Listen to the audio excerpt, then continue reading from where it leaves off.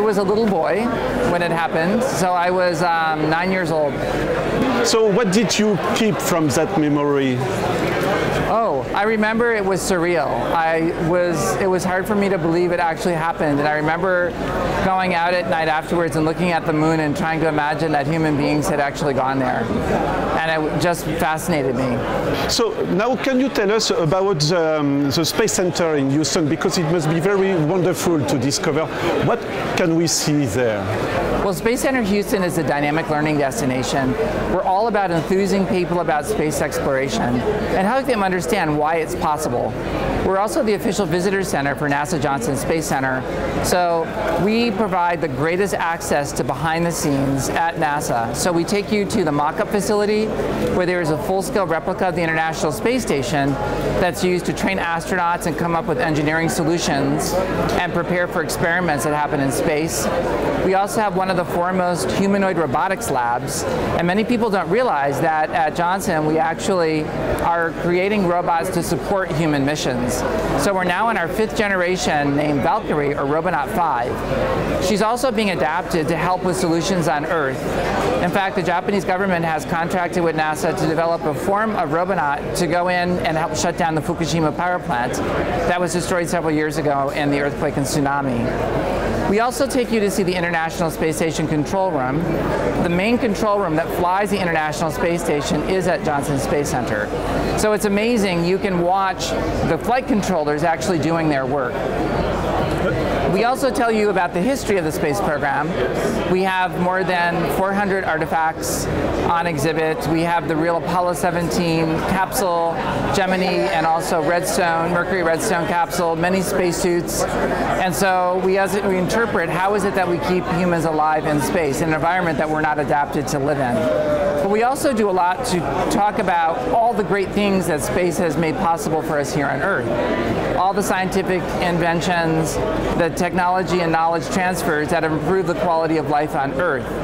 So for example, the robotic arm that was used on the space shuttles and also used on International Space Station, still used, has been adapted to do very precise brain surgery. So we can give you many, many examples of all the innovations in space have benefit life here on Earth. Do you think that there is an acceleration in the last 5 years maybe because people talk about space again?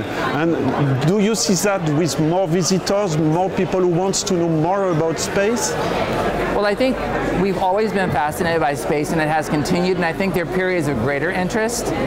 And when we are now sending astronauts up, or about to send astronauts up on U.S. vehicles, and there are many countries now involved in space exploration, I think it's heightened the interest worldwide. So it's not exclusively in countries who have traditionally had a lead in space, you know, Russia and the United States, and now China. So there are many, many countries in the world that are pursuing space exploration.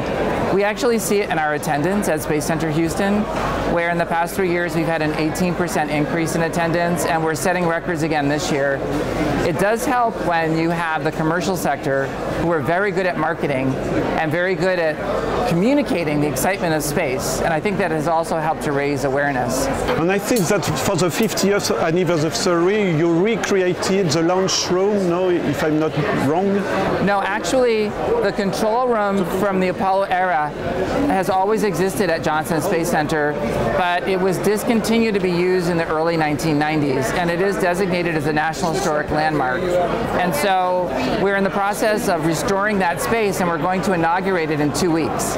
So we basically have done a restoration. We've taken you back to the 1960s, and we're using some of the original technology for the illumination on the screens, and we're going to quickly take you through the major Apollo programs, and you actually sit in the actual seats that visitors and family members sat in, and dignitaries, to watch the missions. Is it moving for you when you see all of these equipments everywhere? Absolutely. Well, all the consoles have been restored, and they're all going to be illuminated, and it will appear as if the flight controllers just got up to take a break. So you're going to see something like a time capsule that's dynamic, that represents what took place during the Apollo era. And so we'll run through the main Apollo missions from Apollo 8 through Apollo 17. So it'll be very, very exciting for the general public. It's our most popular stop on the behind-the-scenes tour at NASA Johnson Space Center. And I discovered, because we're talking about the Space Center in Houston, but Houston is really linked to space necessarily, but it gets more and more big. I don't know if you see what I mean. There is a lot of companies there. Yes. Well, Houston is a fantastic city. Yes, Houston is a fantastic city. Well, it's very business friendly, but also the quality of life is excellent. And that's a factor in companies making a decision to move to our community. You have very affordable housing. You have an incredible gastronomy city with some of the best restaurants. In fact, one of our celebrity chefs was just named the best chef in the world. You know that you can have that's a very important part of the life experience, right, is gastronomy. We also have a very avid art scene. We're one of the lead cities with murals. We have one of the largest fine art museums in the world. So the cultural life is excellent as well. So it's really all around a great quality of life in Houston. Do you think that people who want to work there, it's for the science mainly, because once again about space or things like that, or the environmental subject too, I guess, no? Well, Houston is known as being an oil and gas capital, right, of the world, but that's now about 30% of our economy. We also have the largest medical center in the world, and the Texas Medical Center, and the aerospace industry is very large, and it's becoming increasingly attractive for venture capital and tech. And it's because you have a great potential employee base, and it's a great place to attract people to relocate to. So all the ingredients are there for a really robust economy and also a really comfortable lifestyle. Among your visitors, are there some people who want to be an astronaut or scientist for NASA who come here to have some advices maybe? Or? Well, absolutely. We at Space Center Houston have very robust education programs, and so we have many youth who come on field trips, but we also offer specialty programs 51 weeks a year. One of them is called Space Center University, and it's a deep immersion, and we have a maximum of about 120 students who can enroll, and we mix students from all over the world. And so, yes, and so through this program, you're actually put through a very robust academic curriculum during the week that's hands-on interactive. And so one of our most popular tracks is, as teams, you have to build a habitat on Mars. And so day one, you're divided into project teams. Our education staff mentor those teams, and we help them structure their week and how they're going to achieve that. So every day they put themselves in situations to understand what it will take to keep a human alive in a foreign environment. So one day they actually go to a pool.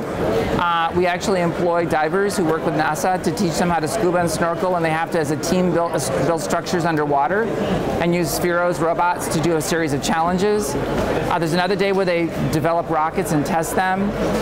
Another day they actually sit with an astronaut, and the astronaut says, how are you going to keep me alive? These are the challenges that you have to take into account. So by the close of the week, each team builds a prototype habitat for humans on Mars, and it gets juried. So it is about being competitive and understanding, but there's no win or lose. The whole goal of it is to develop skills around being persistent, inquisitive, analytical, and understanding that adversity and challenges are good because it helps you work through to better solutions, and that there's not a linear way to get it done. There can be multiple approaches.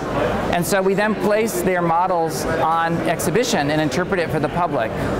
So it's all about building those analytical, critical thinking skills that will help them excel academically, but also be really productive employees in the aerospace industry or whatever profession they choose to pursue. It's very gratifying, I guess, for the kids, no? Yes, absolutely. And we also do other programs. For 1 week, we have Exploration Academy, where we work with the 5 Title I schools, and we actually provide science content for those students for 12 weeks. So they come 1 day a week to get science. So we're very involved in the formal education system as well. But it's all about building capacity in life for those youth. And I've seen that, you will tell me if I'm wrong, but you leave room for dream too, because I think there is a shuttle from Star Trek, if I'm not wrong. And I think it's natural to see that here. Would you agree with me? Well, absolutely. It's really, is it art imitating life or life imitating art? The space shuttle called Enterprise, after all. Yes. And so it's all about being creative and stepping outside the box and finding new solutions. I mean, we have now, through Space Center Houston, our Innovation Gateway, and we're working as an allied partner with NASA to invite the community to come up with solutions to problems in space. And sometimes there are cash prizes associated with that. So anyone can go into our website, to the Innovation Gateway, look at the challenges that we currently are offering and participate. A great story is we participated in the Space Robotics Challenge 2 years ago, and it was to come up with 5 programming solutions for Valkyrie, or Robonaut 5. And the person who won 3 of the 5 challenges was a stay-at-home dad from Southern California who brought a 6-year-old son. And so you don't know, he beat out teams from premier universities. We're launching a new challenge this summer to develop a self-assembling rover for the surface of the moon. And that includes cash prizes up to $1.5 million for those who help us out. So we're doing more and more with the community to help develop solutions or come up with new ideas that help us excel in space exploration. Okay, I've got a very last question. I was thinking about tourism. A French like me who sees this interview, who wants to go to Houston and visit everything there. Can he go on your website, for example, or is there something? Absolutely. So we only close 2 days a year on 2 U.S. holidays, on Thanksgiving Day and Christmas Day. Otherwise, we're open every day. And our website address is spacecenter.org. And that's where you can find information about visiting. And you can actually pre-reserve tickets and other experiences. We offer, the admission includes all the experiences within Space Center and the behind-the-scenes tour. We have some other programs where there are additional charges. We have one that's lunch with an astronaut, and we limit it to 45 people. And that's very popular because the astronaut comes and sits at your table and spends time with you, and you have a lot of one-on-one time with him or her. We have another that is our Level 9 tour that's 5 hours long, and you get to go behind the scenes, you get to walk on the floor of the mock-up facility, and that's a deep dive and immersion for space aficionados. So anyway, the basic experience is phenomenal, but there's even more if you want to immerse yourself fully. But it is a full day experience.